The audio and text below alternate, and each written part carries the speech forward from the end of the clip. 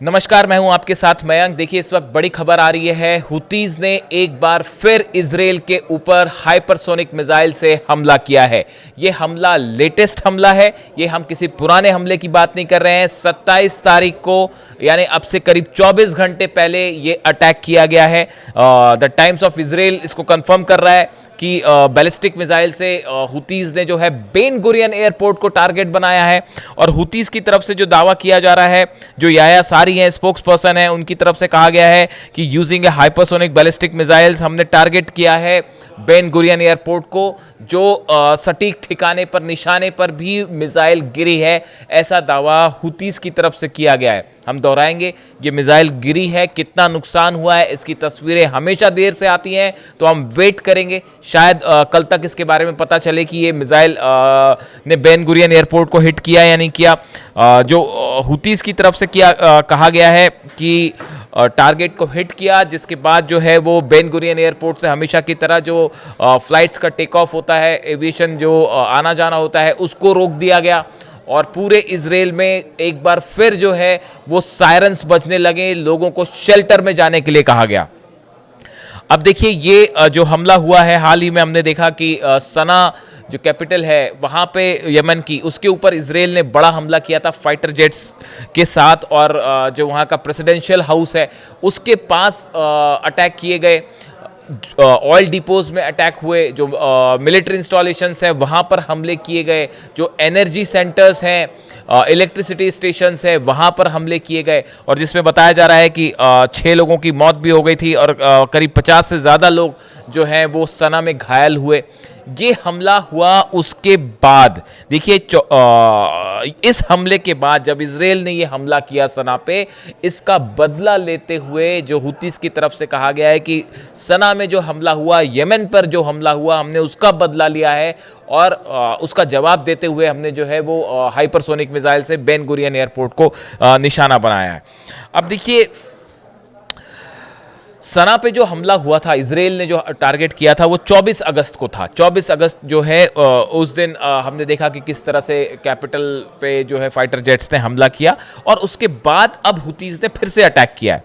इसके पहले अब इसमें 2-4 चीज़ें बड़ी गौर करने वाली हैं कि जो पिछला, इसके पहले जो हमला हुतीज ने किया था, जो कि 22 अगस्त को किया गया, इस हमले में जो मिसाइल फायर की गई थी, ये मिसाइल आप देखिए यमन से डिस्टेंस तेल अवीव का करीब 2000 किलोमीटर है।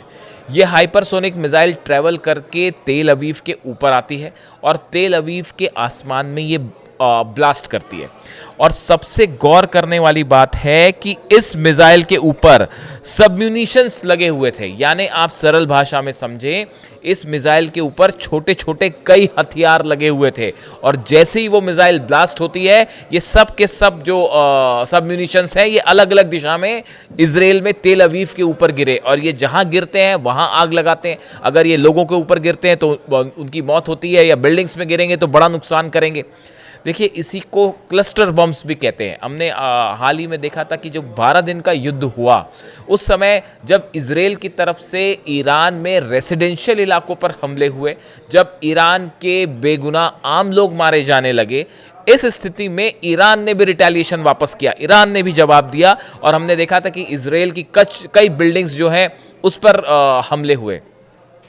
उस दौरान ईरान ने जो मिसाइल्स का इस्तेमाल किया, उसमें ये टेक्नोलॉजी लगी हुई थी, जिसमें एक मिसाइल्स के साथ उसके वॉरहेड पे कई सारे हथियार लोड कर दिए जाते हैं। तो अगर आप सरल भाषा में समझे, तो अगर हम आपको एग्जैक्ट टेक्निकल टर्म्स में बताएंगे तो शायद कुछ दर्शक ना भी समझ पाएँ, इसलिए हम सरल भाषा में समझाते हैं आपको कि आप ये समझिए कि मिसाइल के ऊपर कई सारे हथियार लगे हैं, क्लस्टर बम की तरह। जो ब्लास्ट होगी तो वो हर दिशा में वो अलग अलग निकल के हथियार गिरेंगे ताकि मल्टीपल नुकसान हो। इस तरह की मिसाइल्स ईरान ने यूज़ की थी और उसे संभालना इजराइल के लिए बहुत मुश्किल साबित हुआ। जबरदस्त नुकसान हुआ था इजराइल को, इसमें पूरी दुनिया ने देखा। जो पिछली मिसाइल फायर की गई थी, 22 अगस्त की बात कर रहा हूं मैं, ये वाला हमला नहीं, ये जो 27 तारीख का कल हमला किया था, ये एक अलग बात है। हम बात कर रहे हैं 22 अगस्त को जो हमला हुआ। जो मिसाइल तेल अवीव के ऊपर फटी, इजराइल का कहना ऐसा है, उससे कई सारे हथियार निकले क्लस्टर बम की तरह और वो तेल अवीव पर गिरे। इस मिसाइल से पूरे इजराइल में सनसनी है। आईडीएफ भी हैरान थी कि ये मिसाइल से हुतीज ने कैसे हमला किया। इससे 2-3 बातें जो अलग अलग सोर्सेज से जो खबरें आई और जो डिफेंस एक्सपर्ट्स बता रहे हैं कि हुतीस के पास ये मिसाइल का आना और इस मिसाइल से अटैक करना जिसमें सबम्यूनिशंस होते हैं, ये बता रहा है कि अब हुतीस के पास नई जनरेशन्स की और मिसाइल्स आ गई हैं। या तो वो ईरान ने प्रोवाइड की हैं, या हमने ही अपनी एक खबर बताई थी आपको कि चाइना के साथ भी हुतीस का जो है कोऑपरेशन तेजी से आगे बढ़ रहा है। बड़ा सवाल ये है कि क्या चाइना की तरफ से हुतीस को मिसाइल दी गई? देखिए, मैं आपको खबर का कुछ हिस्सा पढ़ के बताता हूं। The हुतीज apparently have a slightly new military capability which is including submunitions in their missiles that they are launching towards Israel। एक खबर है जो छपी यूरोप के एक अखबार में, जिसमें ये कहा गया कि भाई हुतीस के पास अब जो मिसाइल्स हैं इसमें नई कैपेबिलिटी आ गई है, नई टेक्नोलॉजी आ गई है। The logic behind that is that they know the vast majority of their missiles will be intercepted over Israel's air space. हुतीज ये बात जानते हैं कि जो वो मिसाइल्स फायर करेंगे, इजराइल का आयरन डोम उसे काउंटर करेगा, तो कई सारी मिसाइल उनको कई सारी उनकी मिसाइल्स जो है वो हवा में तबाह भी हो जाएंगी। ये हुतीज अच्छे से समझते हैं।